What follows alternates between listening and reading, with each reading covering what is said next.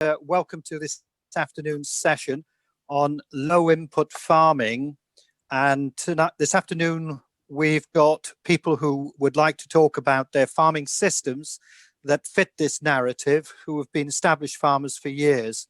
My name is Haydn Evans. I'm the chair of the Welsh Organic Forum, and I've been a dairy farmer, organic dairy farmer, for well over 20 years. So what we will do first is to introduce Polly Davies, and Polly farms a mixed farm in the Vale of Glamorgan, and I've had the privilege of going to Polly's farm on a number of occasions. She produces organic beef, lamb, pork, and as well as she does arable as well, which is very much not in the broad scheme of things these days. She also has a farm shop to try and shorten the supply chain. So without any further ado, I'll introduce Polly Davies, who will describe what she does on her farm. Hi everyone. Hi. As Haydn said, my name is Polly. I farm just south of Bridgend. I thought what I'd do today is have a quick overview of what low input means to us as how we farm. We've got a range of different enterprises on the farm, as Haydn said. I've got cattle, sheep, about 90 hectares in arable rotation. I've got a farm shop and butchery, and we do seasonal veg 6 months of the year on a really small scale. But in terms of inputs, the biggest inputs for us in terms of our enterprise weighting is our vetamed for our cattle and sheep. We try not to bring in any feed for our cattle or sheep or other livestock. And I thought what I'll do is just highlight how we manage to do that from an enterprise perspective. So starting with my cattle, I've got about 50 cows and 3 bulls, 2 Herefords and an Angus. And we finish all our cattle at about 19 to 24 months, which is a bit longer than conventional cattle, but a bit shorter than maybe the more traditional breeds that sort of tend to finish about 30 months. We don't castrate our calves. No, we do castrate our calves, so all our calves are steers, they're not bull beef. And I sell about 70% of my cattle to Dovecote Park, and we sell about 30% to our farm shop. We house all our cows and cattle between mid-November and early April. So therefore, from a cost perspective, it's way better for us just to sell the cattle when they're slightly younger, because then we've got, they're on the farm for less time and it costs us less in forage, bedding and labour. Depending on the groups of cattle and the silage quality, we tend to finish our cattle primarily on grass, but we also have, they also have a bit of cereals. So they have a beans, oat and wheat mix. And most of them on average have about 2 kilos of grain a day for about 2 to 3 months before they're finished.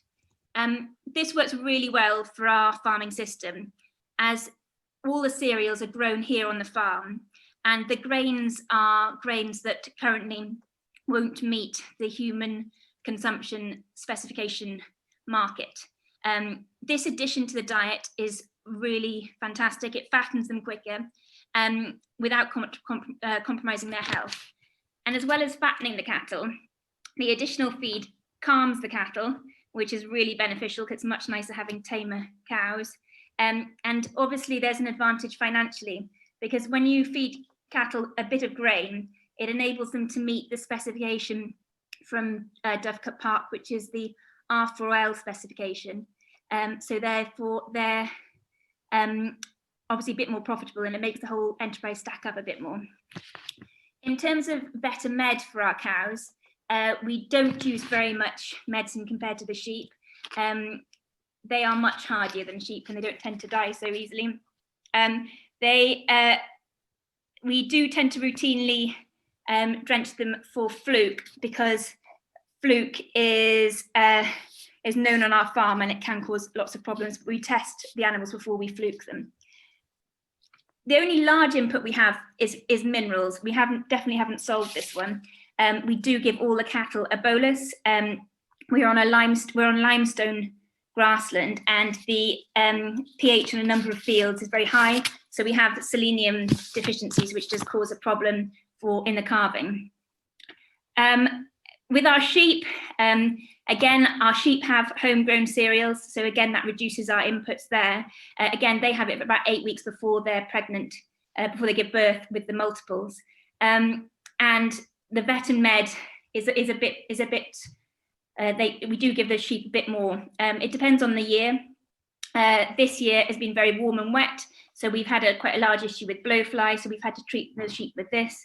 And previous years we've had scab, and typically we do have to worm the lambs just after weaning, especially the poorer lambs. I've also got a few pigs. We sell about 40 pigs fat through the shop. Pigs, I think, are the least input for us because we feed them grain all grown on the farm. They do eat a bit of grass, but they definitely need cereal as their primary feed. They also don't have you don't have to give them any additional minerals because they get it all from the soil, and they don't have any, touch wood, don't have any requirement for vet and med.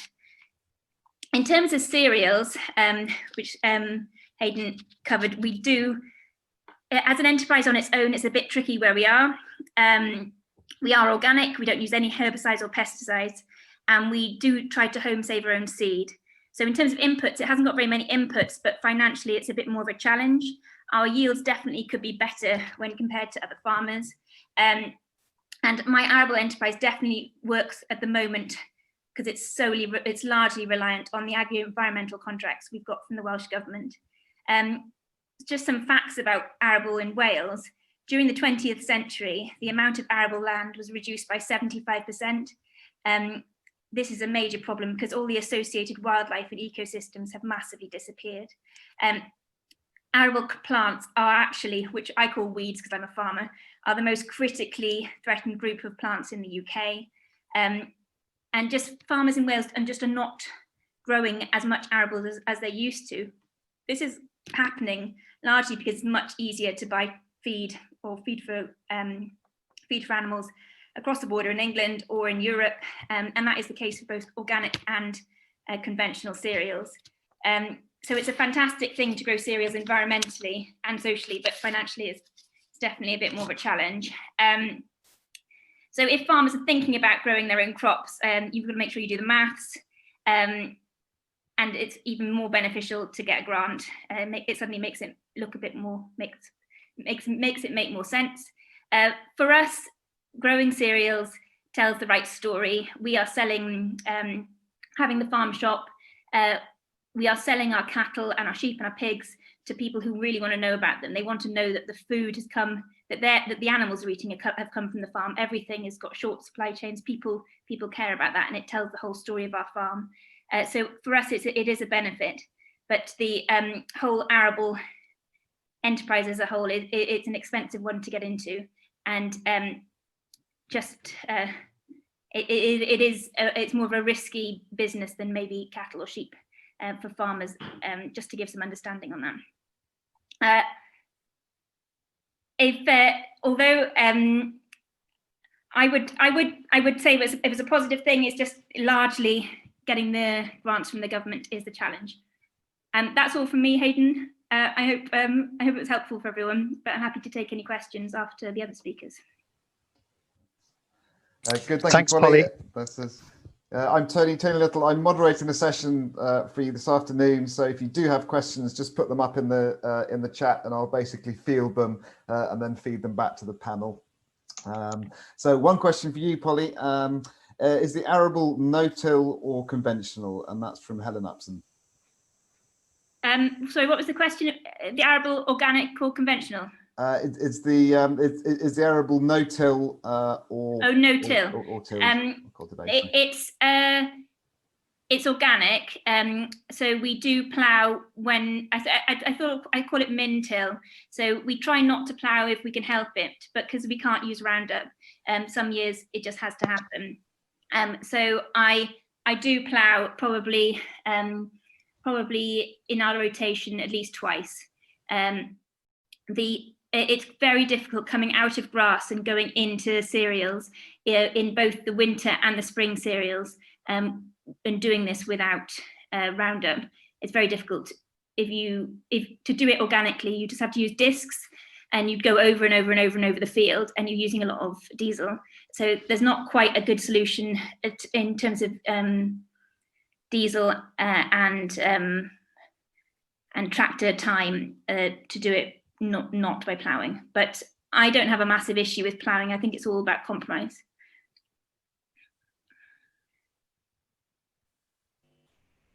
Thanks, Polly. Tony, are there any other questions that have come through, or can I introduce Emma?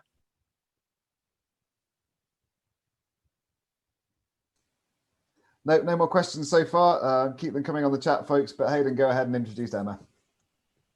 Okay, thanks very much. Thank you, Polly. Thank you very much. Going to introduce our next speaker, Emma Douglas PONT. Emma farms down the Gower at Penmine, and she produces meadow beef from Welsh Black and Dexter cattle. And she cares passionately about the environment and is determined to integrate biodiversity, nature and farming. So Emma, warm welcome, and can I offer you the floor? Hello, thank you very much, Haydn. That's brilliant. So as Haydn said, I'm Emma Douglas, a pasture-fed beef farmer from Gower, South Wales, and I'm PONT's South Wales Regional Development Officer. PONT is an organisation that bridges the gap between nature conservation and agriculture. And I'm going to predominantly talk about ruminant livestock and their role in nature conservation. So food and farming go hand in hand with the conservation of nature. We owe the diverse, beautiful and iconic Welsh landscape largely to the hard work of generations of farmers and their livestock. In Wales, our habitat and the species with which the species evolved to thrive with grazing from large herbivores.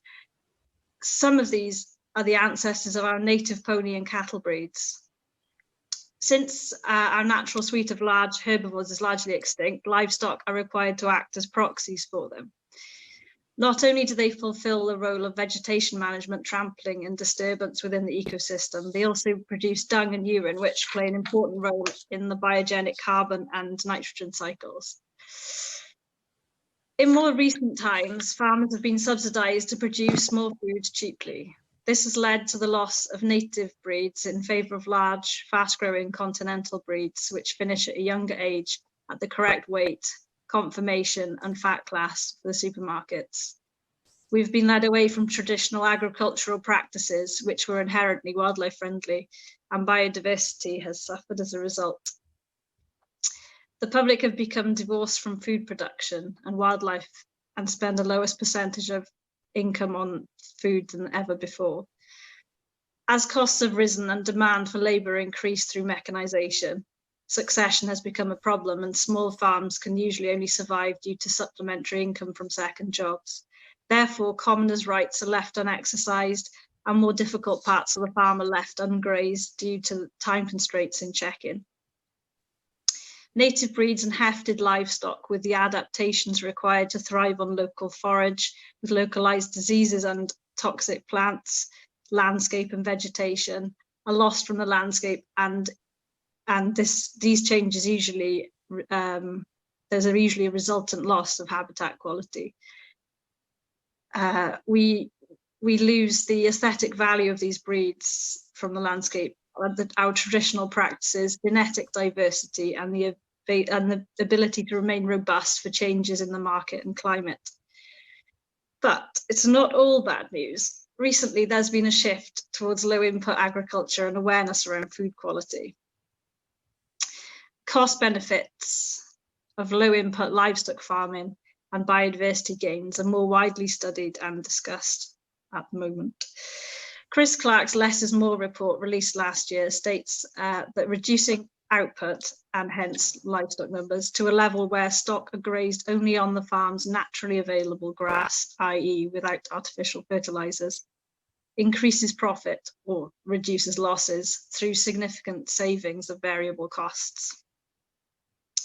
Diversity of species within the sward is not only beneficial to wildlife, but will make the grassland more drought resilient, and wet habitats such as marshy grassland might be the only grass to grow during drought years. The diversity of herbs of different rooting depths are able to bring micronutrients and minerals up from the soil, reducing the need for supplementation.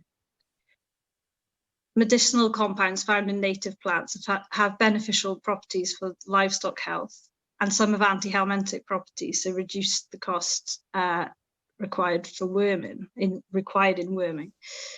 Compounds and micronutrients in the diet of ruminants are stored in the fat, which is transferred to us when we consume them. So we produce in Wales very high nutritional quality red meat.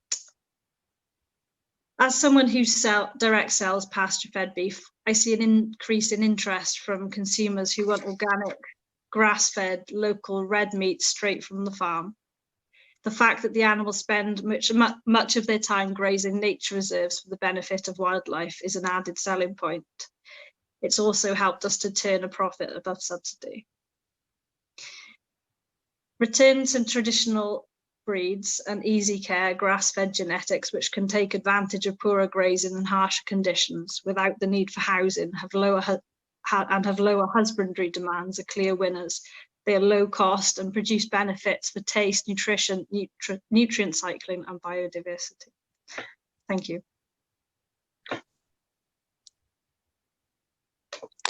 Thank you, Emma. Can you hear me all right? Yep. Yeah, we nearly lost you at one stage, so thanks very much. Yeah. Tony, are there any questions for Emma? No questions, but some interesting links to the report that Emma mentioned there by Chris Clark. So if you're interested in that, pick up the links from the report there. Yeah, other than that, no questions on that particular topic. Okay, thanks very much, Emma, and to your good self and to Matt. It's a great shame that I can't meet you both, because normally we would be in a room and having a chat with each other, but hopefully sometime I will meet you both in person. Our next speaker is Matt Boley, and Matt, like myself, is a dairy farmer, and I think, unlike myself, he is making his cheese, and he is all grass and farms down in Somerset, I understand. So Matt, over to you. Thanks very much. Hello, everyone. Yeah, I'm a family farm here on the coast, on the Bristol Channel coast at Weston-super-Mare. Family farm, like I said, mostly tenanted. I've got 8 different landlords, and we've built up yeah, can be challenging, but it's the way that we've been able to grow our business over the last 15 years to and so we just have one enterprise, milking cows and selling organic milk to a local cheesemaker is 95% of our turnover. There's the product, which are Lycross Farms, they're near Bristol. They've got they're making about 4,000 tonne of cheddar a year, about 5 or 6 organic suppliers, and two of those are 100% pasture fed certified, and we're one of them. And so our milk is going into that cheese, which is the only commercial certified 100% pasture fed cheese available at the moment. So we're milking 340 cows, and we've been organic for about 15 to 20 years, and with OF&G, and we've been milking the cows once a day for that period of time as well. And we've also been grain free or 100% pasture fed for the same amount of time. So we don't feed any supplements or or grain or concentrates to any animal of any age for their entire lifetime. They just get pasture, so that's grazed pasture for about 9 months of the year. We're all spring calving, so the cows are calving from 15th of March over the next 6 weeks from them. And then they sort of, we're just sort of in our last few weeks of lactation now, and all the cows will be dry by the 15th of December, and the milking parlour is shut down. We have no income for 10 or 12 weeks while the cows are at that point, they're housed. Most of them are housed, and they're on hay and haylage that we've made on the farm, you know, the previous growing season. Like I say, 340 milking cows milking once a day. We've also the last few years, we're rearing our baby replacement heifer calves on old cows. So we've got a small herd of nurse cows. We've retired them from the milking parlour, but they're still really healthy, and that we generally they're capable of rearing 3 heifer calves each. So we just adopt heifer calves onto the old girls as they calve, and they will rear the 3 calves each right the way through the season. So that's a really sustainable way to rear replacements. So we just aim to build a really inflation-proof and robust and sustainable system. My aim's always to have a really simple, low-cost system and be as inflation-proof as possible. And I think the breed of cow is absolutely critical. And it's true to say that I suppose my background is that 20 years ago I did work in New Zealand for a season, and I saw the breed of cow they were using over there to produce milk from grass. And when I came back to the family farm, I was very fortunate that my father sort of stood back really and let me sort of plough my own furrow really. So I was able to make some quite big changes to the farm in terms of the breeding and that type of thing. So we do milk, they're not pure Jersey, but they're Jersey based herd.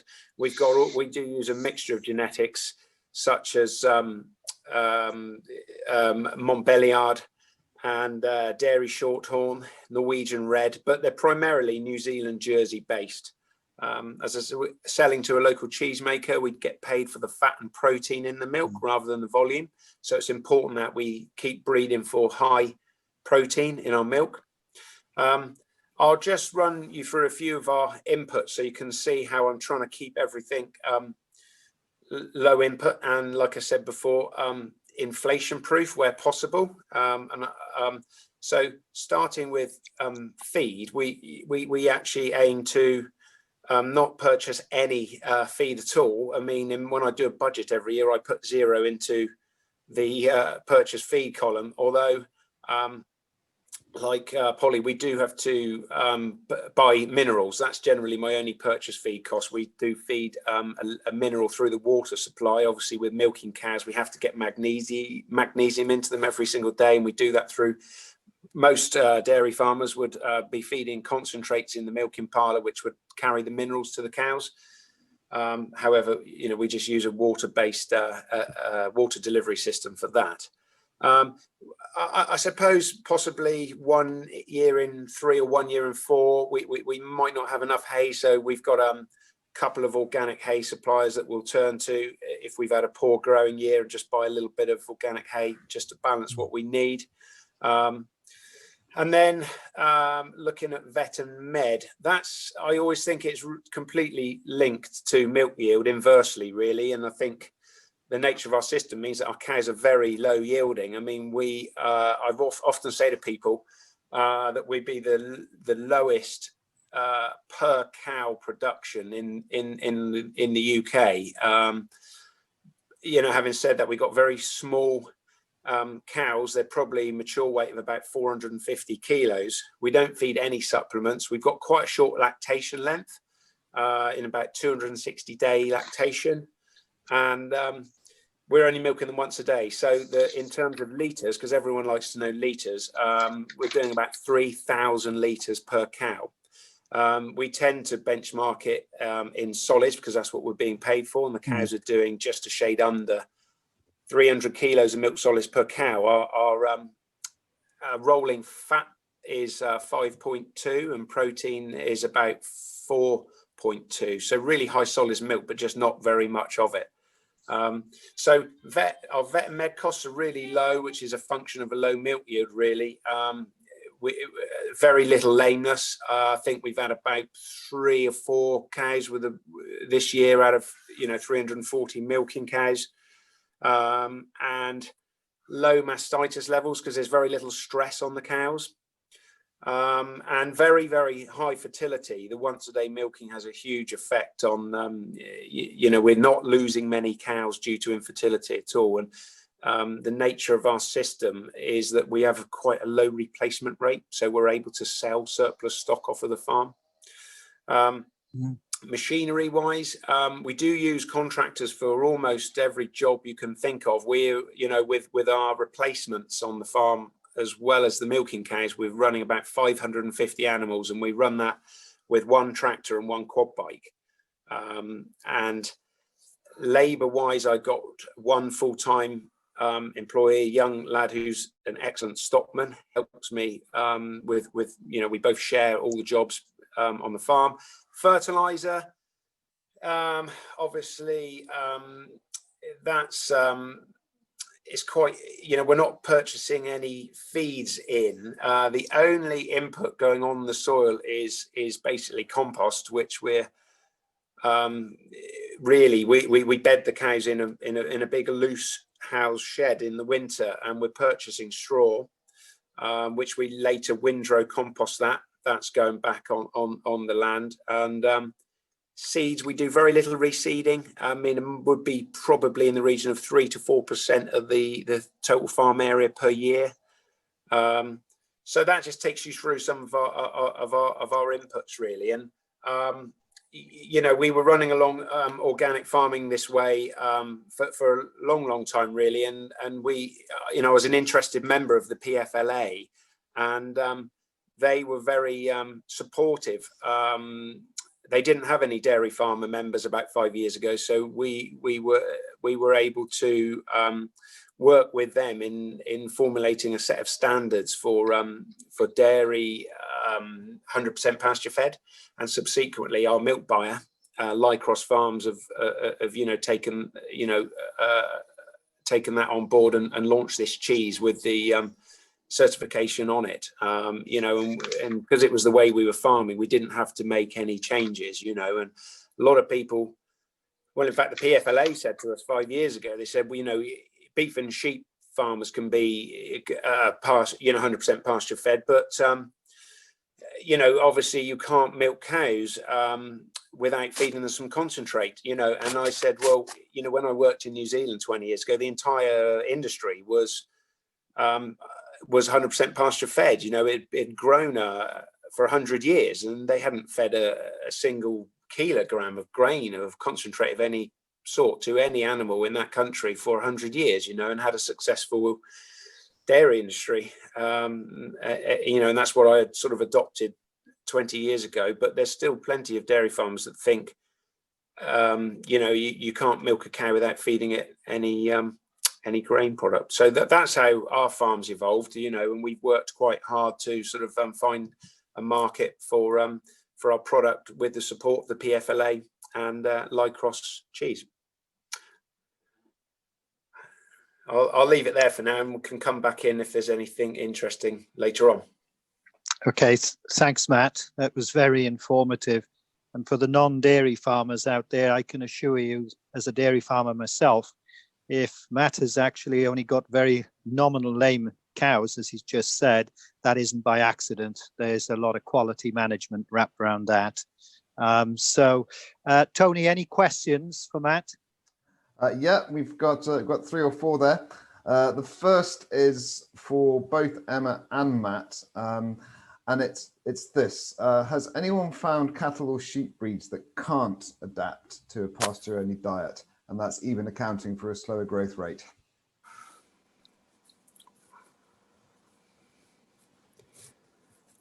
In terms of dairy farming, then I think, of course, the predominant breed in UK dairy farming is the Holstein cow, and the Holstein cow has been bred over decades to give relatively large volumes of milk, with a lot of supplementary concentrate, and the Holstein cow is exceptionally good at that. However, if you had a Holstein herd, you couldn't just cut the grain out overnight and expect the cow to perform on 100% pasture fed, because she's just not bred to do that. She's got remarkable ability to convert concentrate into milk, and the New Zealand genetics, the Jersey crossbreds, just haven't got that same ability. They can produce a lot of their body, a percentage of their body weight as milk solids, but they just haven't got the same conversion efficiency at converting grain into milk. So I think I think that the breeder cow has got to be right before you change the system or move towards 100% pasture fed. I think in terms of beef and sheep, most even continental breeds will obviously finish on grass, but it would take a bit longer. Like as Polly said earlier, she can speed up the finishing time by feeding grain. So yeah, I don't think we'd have a problem on sort of improved pasture, but certainly you've got with the rougher grasses, in terms of conservation grazing, continental breeds don't do quite as well, but they probably and they wouldn't finish like a native breed would, even though native breeds take a fair bit longer to finish, like certainly 30 months or more to finish on rougher grass. But we've got Dexter's finishing on Ross pasture about 30 months. So that's pretty good going, but very low weights, obviously, compared with more commercial cattle. Polly, any comment on the sheep and the pigs? The pigs, I did try and change the breed of the pigs to the Welsh breed, the pink pig, because I just thought it was slightly better shape. I did that about 6 years ago. And they just weren't hardy enough. And the pig breed I've got at the moment is a Duroc cross Gloucester Old Spot. I've really not got very many pigs. I've got 4 sows and a boar. So that produces about 40 to 45 fat pigs a year. But I know that when I changed the sows to Welshes rather than the Gloucester Old Spot, they just didn't like being outside so much, and they just are used to a bit more TLC. It's probably very similar to the dairy, that if you have the wrong breed to the system, it just doesn't work and the animals get sick. So the sows did okay, but it was their offspring, which were half Welsh, half Duroc at the time. They just didn't quite finish quite so well, and they're just a bit smaller and a bit iller. So I think with the pigs, Gloucester Old Spot works really well, and so does a Duroc. And it's exactly what Emma said with the cattle. As I said, all mine are 50% traditional, which is the Hereford Angus, and some of them are more like 100% because they might be Hereford cross Angus. But the continental Sims don't finish so well, even though I use grain, I don't use very much. Like lots of the other conventional systems use a lot more. And I know that when you've got a 100% simmental, they tend to just finish a lot leaner. But also it depends on what your market is. If you're marketing to certain supermarkets, they sometimes do actually prefer leaner cattle. So it's just making sure you've got the right market for your end product. There's no point, if you've got a load of certain type of cattle, you've got to work with what you've got. You shouldn't really throw them all out and start again, I don't think. I think I'm hearing from the three of you that whether it's dairy in terms of what Matt has said, where the constituents are high for the cheese, that where you've decided on a system that you select a breed for that system, otherwise it's challenging for some breeds to fit that system. Yeah. Okay, thanks very much on that. Tony, any other questions? There's a couple of questions around machinery and contractors, and one is very much directly to Matt. Essentially, how do you manage to run a 300 cowhide with one tractor, and how much use of contractors do you make? And the other question really goes back to Polly's presentation about the difficulties of expanding into arable crops and finding access to machinery and combines in areas that don't traditionally grow arable. So we start with Matt, I think. Okay, I'm just going to think of an example. Perhaps let's think of the middle of winter for us, one day in January. And I'm going to think, you know, what we've got to do is we've got to feed hay out to all of our animals. We've got to scrape a yard, and we've got to put some straw into the shed. And that might be something in the middle of winter that we are able to do about once every 3 days. We can put enough hay in the bunkers to feed all the animals to last them 3 days in the winter. So we would bring all the animals out of the shed, and then we would hitch up a scraper to the tractor and scrape the yards. And then we would attach a straw spreader onto the front of the tractor and spread you know, bed up the sheds. And then we would take that off the front, and we put a bale shear or a bale spike on the front. And then we would spend, it might take an hour, but we would lift all the hay bales into the bunkers, cut all the strings. And then that tractor's probably been working for about 3 hours to do that. And then, you know, the tractor's turned off, it wouldn't get started again for about 3 days. And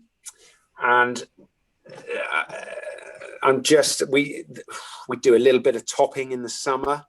I'm just trying to think of what else that, you know, the tractor's worth about £6,000.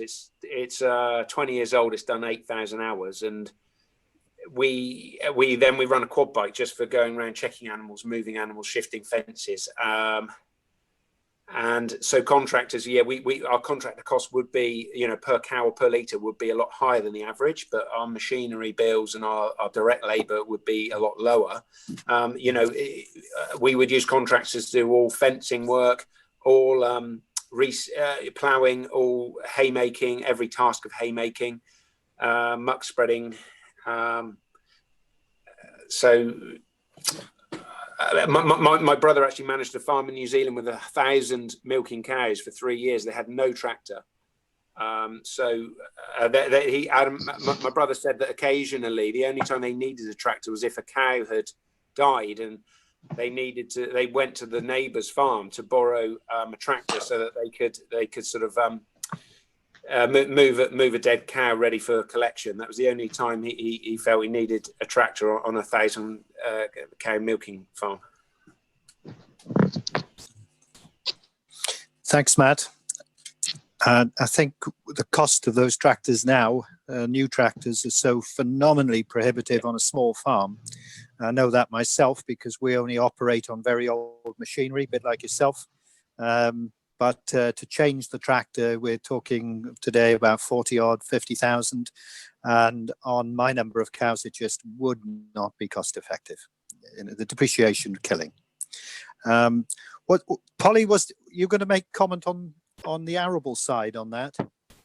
I'm sorry, I can't remember what Tony's question. What was it again? Okay, so the issue is about people who's perhaps wanting to start to grow arable crops that haven't traditionally grown them, and the difficulties over getting access to machinery, combines in particular, and contractors. I think that to start with, you've got to work out why are you growing your arable crops. So what's your end game? So are you growing the arable crops for bread making, or are you growing the arable crops for feed? So you just need to work backwards on that. If we start with bread making, you need to make sure that you've got the area safe. It's a human consumption product. You need to make sure you're bagging up the grain properly. It's drying properly. It doesn't go mouldy. It's really sort of simple aspects, but it's very, very, very important. So you don't just need the kit, you need the area to dry it. And it is a complicated product to produce in Wales because it rains. I think in the last 8 years I've been home, we have not needed to dry, even though we've had 2 droughts, we've not needed to use the dryer once. So we've got a grain dryer, 9-ton grain dryer, and it's really important to use it to bring the moisture content down so the crop stores. Just simply with the machinery, there are lots. It depends where you are in Wales. I'm in a sort of arable-ish area, so because I'm on lowlands, and I know there are contractors around me to do it. So I can't talk about specifically using alternative contractors, but it's just working backwards and making sure it's economical and just phoning around. Even in the most grass areas, that you will find a farmer who will have who will still be growing a field of oats for whatever reason, or a field of potatoes or something. And it's if you can sow grass seed, you can sow arable seed. Getting it in the ground is not complicated. It's the combining in the end. So you just have to find someone with a combine, and they are around. It just takes a bit of time looking for them. I hope that answered that question. Yeah, thanks, Polly. And I also think that as a supplement to that question is, when we were doing grain a lot, it was we were getting more challenged with the size of the combine and the header coming up the lane, and you do hit these sort of practical issues where the older combines with the smaller header suited our farm because it wasn't large and the lane wasn't a very wide lane. So I understand the nature of that question, and it's a question of doing homework and yeah, as you say. Okay, thanks, Polly. Tony, any further questions on that? I think there are a couple. I'm just conscious that of the time, so I'm going to make a suggestion. So there's a couple of specific questions about the presentations. So there's one from yourself, in fact, Haydn, to Matt, about the impact of grass feeding and keeping the calving pattern tight. And there's another question from Helen, I think again to Matt, about why compost when you can just muck spread. I'm going to suggest or ask Matt if he can answer those in the chat. But there's some more quite broad, general but important questions. So one of which is to all of the panelists: what would make the difference for your farm business? Would it be better marketing, better policy? What would really change the game for you? Oh, right. Polly, would you like to have first reply on that? Yeah, that's an easy question. I think at the moment we have, as I said, we've diversified a lot, and our most challenging but most interesting enterprise is our veg. We grow our veg for 6 months of the year, and we support about 25 to 30 families on a weekly veg bag. There is currently zero support from the Welsh Government to do this, and considering we do take a lot of grants, and I take advantage of a lot of grants, but they're not there for horticulture, which I think is a massive shame. So for me personally, I would love for my horticulture business to stack up and be a bit more profitable, because it isn't at the moment. And for me, it would be policy directed to horticulture in Wales to make it stack up at the moment, because it doesn't. Thanks, Polly. Emma, what policy levers would you like to see pulled? So currently we try to make use of as much of the carcass as we can. But we've got issues because our cattle generally finish over 30 months. We're penalised at slaughter. We're by the 30-month rule. And so lifting or relaxing of that would certainly help. And also the red tape around byproducts. So I'd love to make use of the hides and horns, etc. But it's very difficult to do that, and there's nowhere really, well, very few places in the UK to process them. So I think we need to have a bit of think about that, but also subsidy, obviously, to try and make nature-friendly farming work. Really, you know, it does work, but it's you know, we don't pay very much for food, so we don't pay what it costs to produce. So, you know, we need to try and make up the difference somehow. Okay, thank you, Emma. I suppose really you're saying is, do you get paid for the public goods you deliver? Matt, would you like to add anything?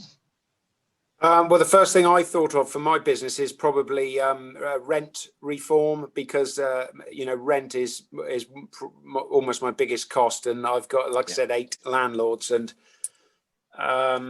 you know, in nearly all of those cases, the landlord takes the basic payment or the subsidy, and then charges me a rent on top. And really, you know, as the working farmer taking the risk, it shouldn't be that way round, you see. And I think we need to see a bit of reform in that area, and perhaps we will, you know, with the phasing out of the BPS and a different system coming in, you know. Yeah, I couldn't agree with you more, Matt. You take the risk, and that is about standard. But hopefully, with the adjustment post cap, that this particularly will be reflected in your rent going forward. But yes, I fully concur with that. You have my sympathy with 8 landlords. I find it challenging with 1. That's why I pulled a face. Okay, Tony, how are we doing for time? Have we got any more room? Yeah, we're doing well. Just to pick up on a few comments from that, a lot of support there for Polly's plea to the Welsh Government to support horticulture. I think some interesting examples going back to our previous conversation about access to machinery and contractors. That's, I think, another good general point was a question over, you know, we've talked about a lot of the benefits of public goods, and one question is, do any of you monitor wildlife activities such as populations and species on your farms? Polly, would you like to answer that, as I've watched you doing it? I really feel that Emma, as a qualified environmentalist, is better at answering this than my one. But I will have a damn good go, Haydn. Well, Emma's going to be next. I'm not an ecologist. I'm pretty sure Emma is. You are, I think, aren't you, Emma? So Emma knows way more about what stuff is. I am technically a farmer, so but I am interested-ish. As farmers go, I think I'm sort of on the interested scale, but I promise I have no idea what different brown birds are, but I do know the Welsh Government pay me for certain habitats. So the ones, so do I monitor wildlife? I get my local bird group in. I try to do this once a year to get them to wander around the farm and tell me what I've got. And they do this for free, which I'm very lucky about. They're called the Glamorgan bird watchers or something like that, and they're really helpful, and they say you've got this and you've got that. There's always, like, enthusiasts. Apparently there's a difference between a twitcher and a bird watcher, which someone recently told me there was, which is quite an amazing difference. So you want bird watchers, you don't want twitchers, apparently, because bird watchers are interested in the whole lot, while twitchers look for a specific species. So I don't monitor them personally, but I can see stuff. I like seeing large birds of prey, because it means that the small birds of prey are there, which means you've got the food chain working right. So the small birds of prey can eat the bugs and the beetles that are around. The other thing I do, which is quite interesting, I've done this for 2 years in a row. I've monitored the arable weeds, or the arable plants, and that's really really interesting. Someone's just written about the British ornithology guys. They do squares. That's really good. So if you I think it's across the whole of the UK, it could just be Wales. There's a group of really enthusiastic people who monitor squares across farmland, and they will actually tell you what's in your square. So if you can find your person who has got who covers the squares on your farm, that's a really good starting point. I recently just found that person just because I said I'd do a bird walk, and I didn't realize that it's so easy to link it up, and he sent me all the data back to 2008. So it's really useful to know what you've got, but you don't actually have to personally know what it is yourself. It's just using other people who are enthusiastic, I think. Thanks, Polly. Emma, can you add to that?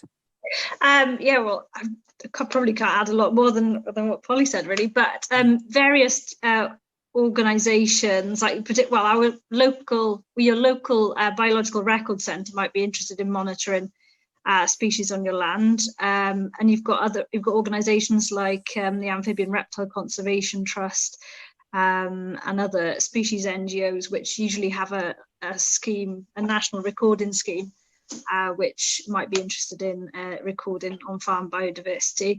In terms of our farm, we are monitoring the improvements in our hay meadows. So we started off just with a ryegrass clover lay, and we haven't added any inputs for 12 years. And we're monitoring the species diversity, and it's very interesting to see how that's changing over time. And also we've changed to from set stock into cell grazing, and to look at the change in sward composition is really interesting. So we monitor that. We've got a barn owl box, which we just had a local birder put that up this year. That would be really interesting to see what happens. We've got barn owls on the farm. We don't have any other sort of concerted monitoring efforts going on the farm, but we've previously had the Bat Conservation Trust to look at which species of bats we had, and we've got greater horseshoe bats, which are very rare. But yeah, we just sort of notice incidental, wildlife sightings. We've got lots of hares, barn owls and buzzards and foxes, and we won't mention badgers perhaps, but yeah, I mean, yeah, it's fascinating what there is, and in comparison to neighbouring farms, it does appear to be a little bit more on the biodiverse side of life. And we've got, because we rotationally graze or cell graze, there is more forage available for the pollinated insects all year round, because it sort of extends the flowering season. So that's been very interesting.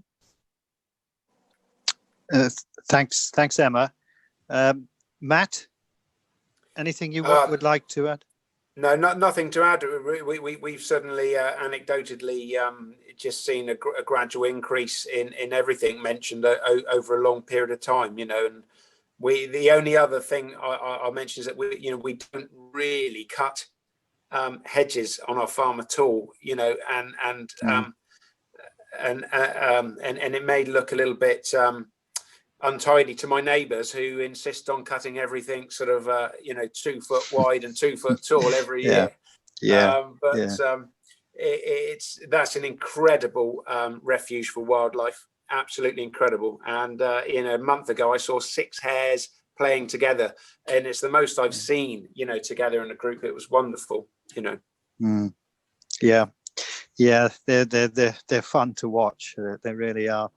Thanks, Matt. Yeah, I know Calon Wen, the milk co-op, are doing a lot of work with Dr. Sarah Bynan, on bees and monitoring the bees. And I've had the privilege to have Sarah on farm looking at dung beetles in each of the paddocks to see how quickly the dung breaks down. So there is a lot of support out there as well.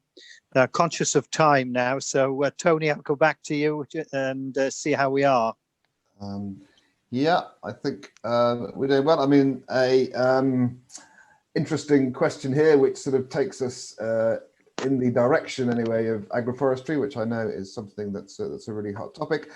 So we've talked a lot about pasture, but a comment from Julia Lynn says, yeah, and good is hedge browsing good for livestock? Well, Matt, do you want to answer that one first? I didn't quite catch it. Is hedge? It's hedge browsing. Browsing. Okay.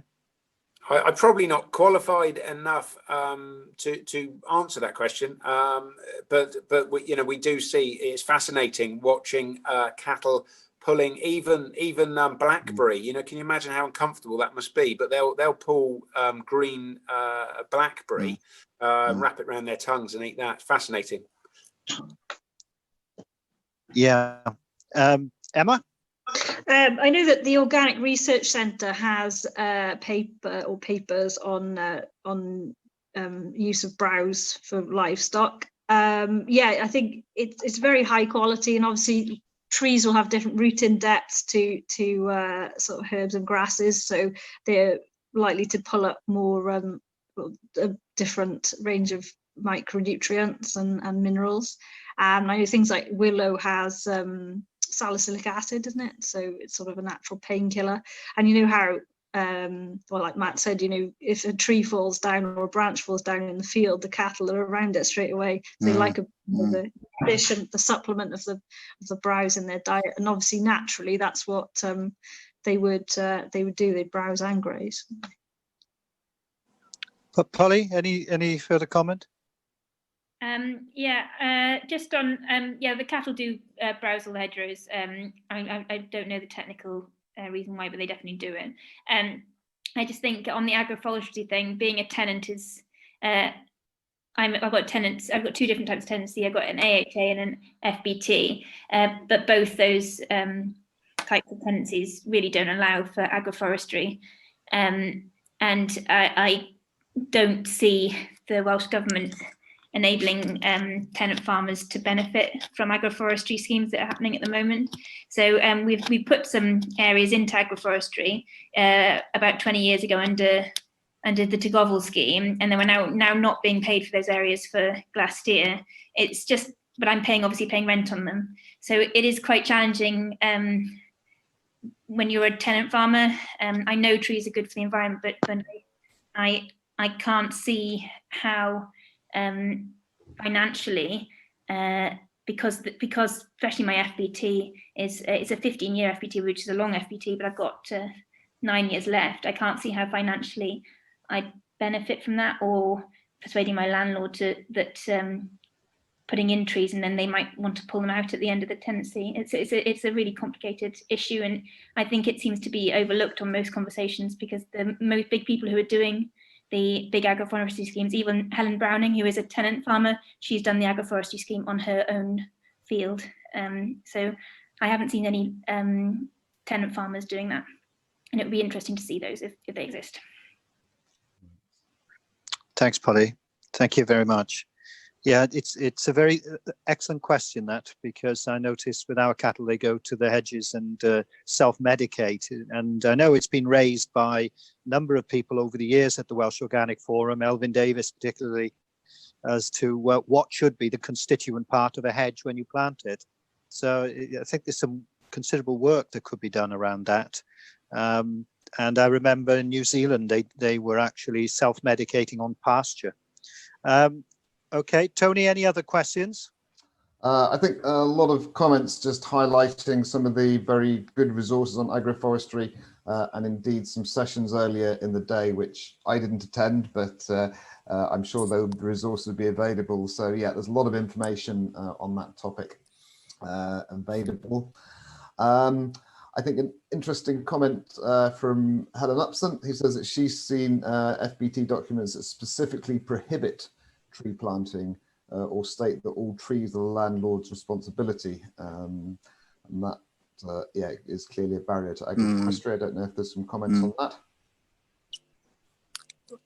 I won't ask Polly because she's already passed comment. I think you're right, Tony, and it is a huge challenge going forward for the tenanted sector, as to who would get the benefit of the planting of the tree, in what shape or form in terms of carbon, etc. There's a lot to be discussed in this area, but I would tend to agree with Polly. Emma, have you got any comment you want to add on it? Which specific? The challenges of the tenanted sector with agroforestry and tree planting. Not really no. My area. Okay, no, that's okay. Matt might be able to. Matt, how does that fit with you? Because you've got 8 landlords. Yes, but of course, these days, unless you're on an AHA tenancy, all the FBTs are too short for the landlords really to even entertain the idea of planting trees. you know, which I can see from the landlord's point of view. You know, you wouldn't, you know, it's very difficult for you know, unless it's an institutional landlord, to look 20 years down the line at what they want their land being used for, you know. So I can see it from both points of view. Okay, thanks, Matt. Okay, Tony, any further comments you want to raise? There's a question here, moving on to something entirely new. A question about how do you deal with crop pests and livestock diseases? Ooh, right. That's a big one. Well, let's do that. I think Polly, do the crop. Can you answer on the crop disease? Yeah. So amazingly, when you're organic, you have so many weeds that you don't tend to have mass wipeouts like you do on the conventional sector. So I don't have an agronomist walking around telling me that I've got this specific disease, and therefore we should spray it out, because there's so many. There's always crops that are going to be a problem, but just because of when you have a organic arable field, you have the cereals over the top, and then you have the weeds underneath as a sort of blanket, and it definitely sort of buffers everything. So although there are diseases there, you never really have the total wipeout, touch wood, that you can have with the conventional sector. Also, just in terms of my seeds, I bought, in terms of the wheat, I bought the wheat as a mix, so it's 3 different varieties, which again helps reduce the likelihood of an initial disease, because you've got 3 varieties working together. Also, on certain fields, I do mixes, which is I've got a beans wheat mix. Again, 2 different species in the same field. It reduces the likelihood of pests and diseases taking out the whole lot. Okay, could I ask you also to comment, because I know you're in rotations at Slade Farm. That's a good answer, Haydn. I should have used that one. Yes, come on, let me pull it out here. What is the rotation? Yes, rotations, they help too. Yeah, so I completely missed that, didn't I? So all the arable crops, because we're organic, all the arable crops are in rotation. So my rotation is about 7 years. I've got 3 years in arable crops, and then 4 years in sort of nitrogen fixing ley, so either lucerne, red clover, or red or white clover, or white clover. So again, having this continual rotation, I never have 2 things going together, so you don't have the issues with pests and diseases coming through. I also, just in terms of in a rotation, the biggest risk on that is probably the eelworm in terms of the red clover. So you've got to make sure you still leave enough time in between the rotations, and making sure you've just respected the time zones to ensure that you don't have diseases and pests coming through. Okay, thanks, Polly. Thanks very much. Matt, just coming back to you, because I know Emma touched on this in her presentation. Any challenges on the animal health that you'd sort of want to say in terms of, particularly I'm thinking of the herd on the crossbreeds or jerseys, milk fevers or stuff like that, it comes to mind. Anything you want to pass comment on there, how you manage? Okay, I was just thinking on that. I'm just thinking we don't routinely vaccinate for anything. Our feeling is that the cows' milk production is at such a low level. They've got plenty of energy to be putting into their immune system. Yeah. The only, we're quite a low-lying wet farm. We're at sea level. We can be susceptible to liver fluke some years, so we do test for that every year, and occasionally we do have to treat the herd for liver fluke.